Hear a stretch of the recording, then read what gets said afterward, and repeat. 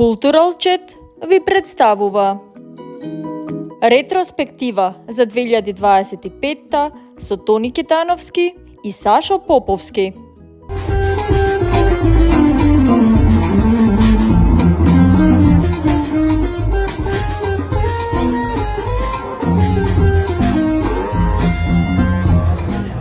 Во Штипни се запишува повеќе джезерки него джезери.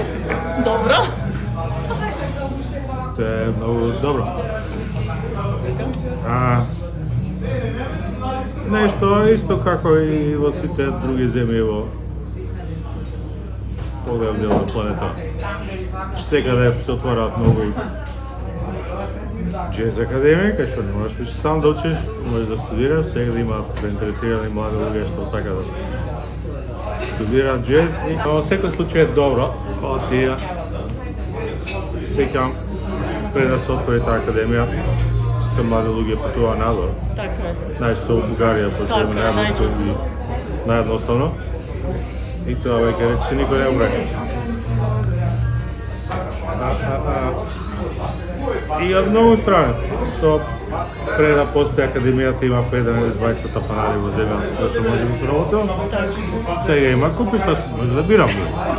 Што е одлично, нели? Така. Кога споменавме земјите, нели вие неодамна се вративте од Шангај. Таму беше представена една, тоест бевте дел од книжевно-музичка вечер, нели во рамките на онаа соработка помеѓу Република Кина и секако Македонија. Ево од какво значење представувањето нели токму на нашата и книжевност, меѓутоа и музика, токму во Кина. Ја отидов таму ради мојата драга пријателка Маријана Тодовска. Исто битолчанка. И промоција на нејзината нова книга на поезија се случува кој не случува ништо.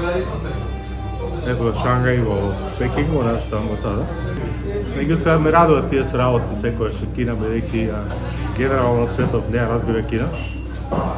И мислам дека потребно е малку повеќе да ја запознаат и да бидат со отворен ум према тоа што таму се прави. А најдобар начин да познаеш една земја преку култура. Дека знам, у февруари ќе дојде поголема група кинески уметници.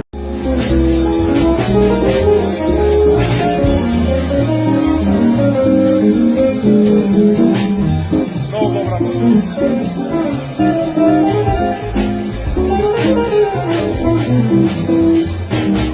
Еве со Сашо ние се сретнуваме или во Кина или во некои други држави и сега конечно нели во Битола, во нашата Битола можеме да се сретнеме.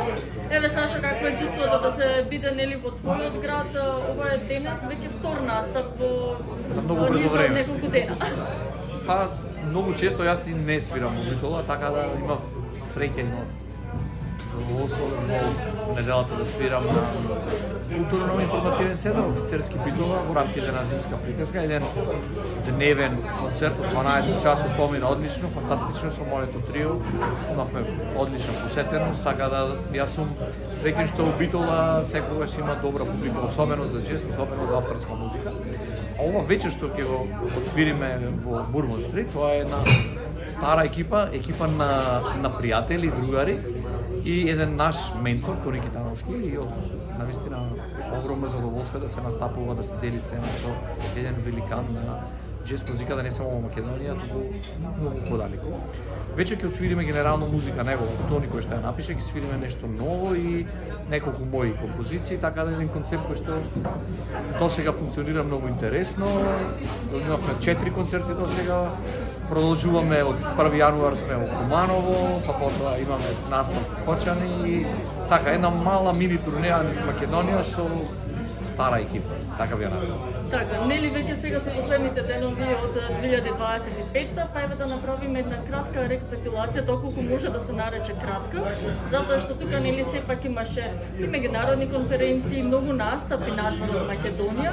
Што е нешто најмногу можеби повеќе ќе го паметиш од оваа година? Така, па се разбира, ние бевме заедно во Кина, во Шангај и тие 5 дена навистина поминавме убаво.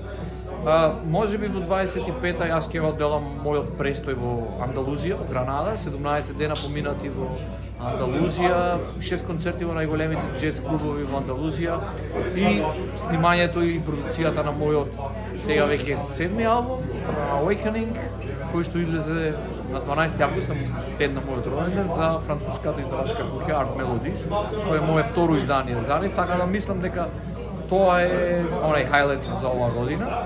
И се разбира, настапите низ Балканот и надвор. Инаку, планови за 26-та предпоставам ќе ме прашуваш, што ќе имам 2 турнеи во Франција, тоа можам да ви кажам. Првото ќе биде во Дижон, од 14 мај, и потоа во август имам исто 4 концерти во Нормандија ќе бидам, така да Франција ќе биде во 26-та, на моја огромна задоволство, и ќе има и концерт во Италија. Ма не е потврдено. Ќе го потврдиме исто така тоа со време. Колку се задоволен еве од можеби мое мислење лично дека џез музиката конечно некако си го пронаѓа своето место на таа културна сцена во Македонија пред се. Нели знаеме во светот тоа е доста ценен жанр. Меѓутоа кај нас некако ни требаше малку повеќе време да излезе на површина. Тука еве морам да ја напоменам нели џез академијата во џез хотелот нели во Штип, кој што доста придонесува нели во тоа да се едуцираат млади џез музичари.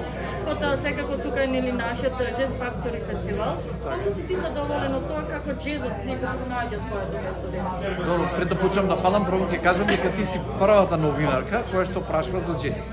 И сега една работа што навистина ми пречи, јас изминати еден месец правам question of the day, еден многу интересен. Не знам како се вика тие Instagram стори ги прашувам луѓето и само неколку луѓе има интеракција и гласат. Ај како и да е. Многу ми е криво што во 2025-та во Македонија излегува неколку одлични џез албуми. Ни еден новинар не го стави тоа на листа или да ги промовира. Значи промовираме најдобри џез албуми од светот, а не се грижиме за нашите. Значи тоа е апсурд кој што ни се случува толку времена назад и можеби едно нешто што би сакал да се смени во 26-та, барем некој да направи од новинарите една листа на издања кои што излегли или да е осврт да даде на тие издања, затоа што навистина се снимаа неколку одлични албуми во 25-та. Инаку да, академијата секако е главен фактор, главен генератор на современата македонска џез сцена и едукација на младите џез музичари, и мислам дека со отворањето на џез одделот, особено на Музичката академија при Универзитетот Гоце Делчев во Штип, има забрзан раст. Не е тоа нагло, но забрзан раст на сцената и одлични млади музичари, одлични проекти. Џез сцената е многу вибрантна. Само мислам дека вибрантна. Мислам дека она што не достига медиумите, не достига известувањето и не достига присуство на џез музиката по радиостаниците, затоа што навистина е реткост, освен Џез FM и Македонско радио, тешко дека било која од толку многу радиостаници кои што имаат блог за џез, особено за македонско џез, и некако таа насока јас направив една плейлиста на Spotify, знаеш, и неверојатни 92 корисници ја запратија листата. Тоа самото зборува колкав е интересот кај би рекол кај просечните слушатели, а додека џез публика како џез публика имало и ќе има, и тоа ќе се покаже денес, затоа што гледам дека клубот е веќе препун, така. Интерес имам, само треба уште да најдеме начин како да го доближиме повеќе македонскиот џез до вистинската култура. Така, еве уште едно можеби кратко прашање. Знам дека веќе е во подготовки Џез Фактори фестивалот. Докаде сме со тоа? Не е во подготовки, завршено. Знаеш дека Добро, значи од тој дел што можеме и што не можеме да најавиме, можеме сега. Апсолутно, програмата е затворена, во октомври месец е затворена програмата, така да од затворање на Џез Фабрика фестивал ќе биде Карим Блал трио од Франција, потоа имаме еден вториот концерт ќе биде Метан, Ајаса квартет со еден артист од Израел. Втор концерт ќе биде едно трио од Австрија и дуо од Унгарија. Агнес Лакатош и Тибор Маха ќе бидат едно дуо многу интересно, џез пеење и контрабас. Значи тоа ќе биде во петок како му доаѓа на 17 април и за крај на 18 април имаме еден бенд од Полска кои што се млади джез музичари и последната вечер ќе биде посветена на младите, на оние што доаѓаат. Тоа е Джума од Полска, еден квартет и се разбира Кристијан Ристевски, еден наш млад музичар кој што е од Охрид по потекло, но студира во Грац и тој ќе настапи со неговиот квинтет и можам да кажам дека ќе ја добие наградата за најдобар млад джез музичар. Тој во меѓувреме го објави својот прв албум, така да ќе биде една исклучителна можност во рамките на Джез Фабрика фестивал да го чуеме неговиот албум и неговата премиерна изведба. Така, ова се прекрасни информации, ние секако ќе информираме и кога ќе дојде време нели подетално токму за Jazz Factory фестивалот, но и за многу други настани, нели концерти, турнеи и секако следен албум на Саша Боговски.